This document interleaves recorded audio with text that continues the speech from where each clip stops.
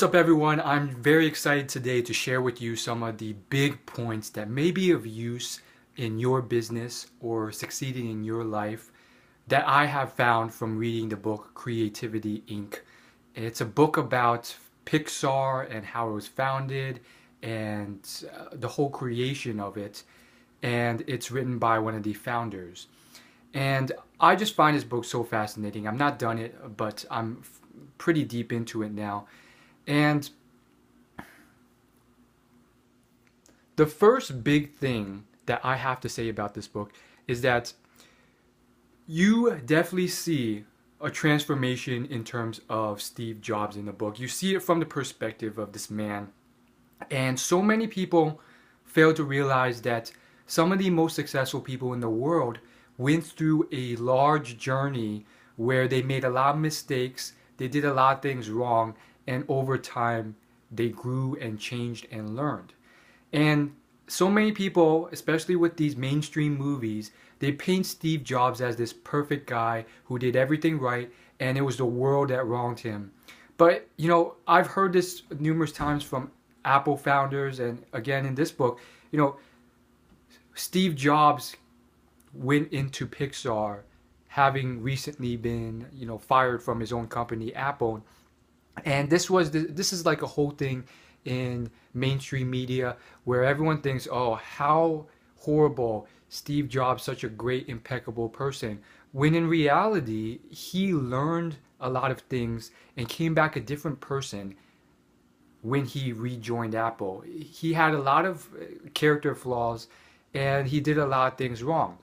And one of the things that was most emphasized in this book was that this was a man who had no empathy for his employees. It didn't really take the time to be nice and understand them, which is huge. I think it's one of the big points that's mentioned in a lot of a lot of managerial books. There's this great book called Creating Magic, and I just think it's a great book if you want to become a better leader or a better manager. And that's one of the big points that he emphasizes in that book.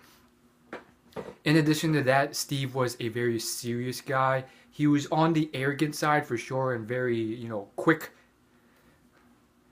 And didn't really have a sense of humor either.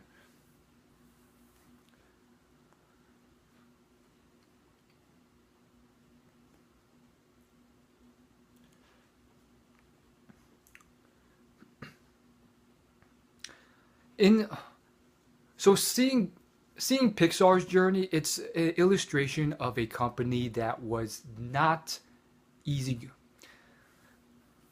Pixar's journey was basically one of deep, dark. Pixar's journey to its greatness right now was not straightforward. Was not straightforward like a lot of tech companies. This one especially, like Pixar, literally had a lot of dark times in front of it, and they didn't know what would happen, and they didn't know how they were going to make money. They tried out a lot of different stuff, and they went through many years where they were pretty much hemorrhaging and losing money constantly. And so they went through a lot of different tactics. They tried a lot of stuff. It was a lot of dark times and dark years. And most people don't realize that with startup businesses, or especially types or successful businesses, there's oftentimes a lot of dark times or dark years before anything really takes off and grows to the success it has.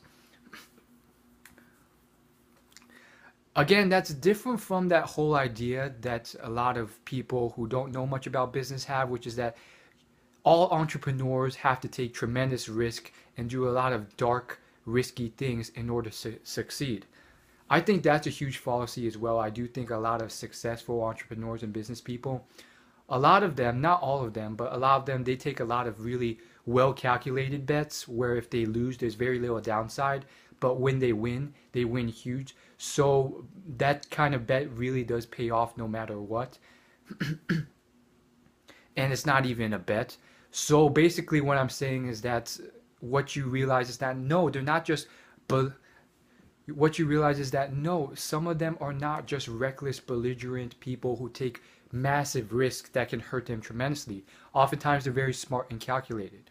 Now, having said that, a lot of successful millionaires and billionaires, they come in all sorts of flavors and shapes and sizes. So, of course, there are plenty who really did take a huge plunge or risk. But even then, like arguably they didn't. So two come to mind, Elon Musk and Steve Jobs.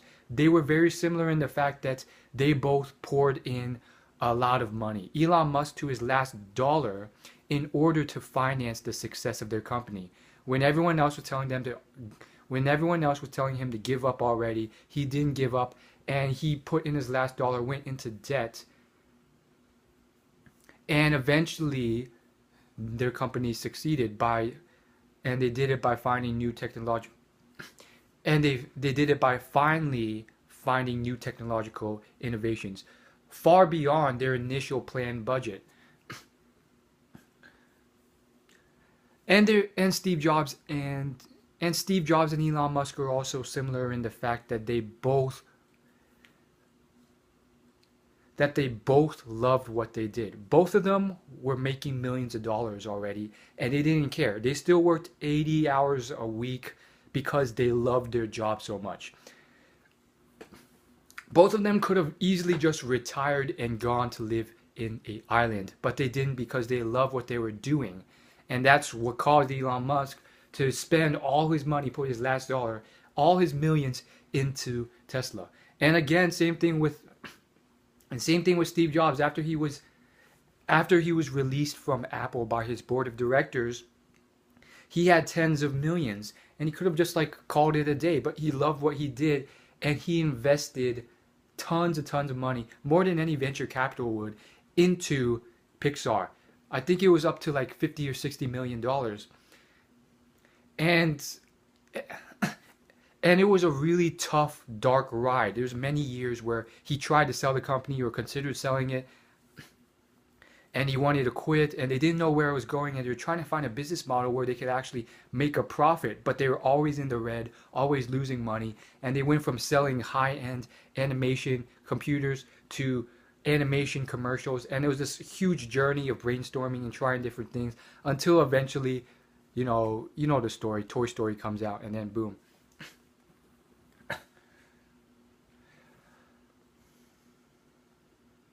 But it's just very interesting seeing the whole thing develop. And Steve Jobs was actually so passionate and so sure that Toy Story, Pixar's first big animation film, would be such a huge success that before the film was released, and again, this was contrary to all the other employees in Pixar who literally thought like, "Oh, why are you so certain? Are you sure you want to do this?"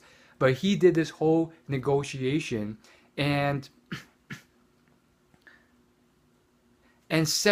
he basically set himself up with Disney, the big competitor, if they succeeded as an animation film studio. They set up this big negotiation before Toy Story succeeded, so that if it did succeed, they would be a huge competitor to Disney and other film industries. And of course it did succeed, and then they were put into a very good situation, which later prompted further renegotiations. Anyhow, you can see that this book, there's a lot of history and amazingness to it, and again, it just unravels another layer to Steve Jobs, where you see him as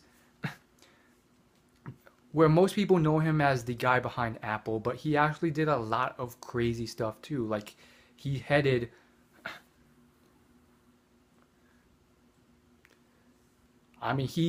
directly influenced some of the most impactful animated films of all time.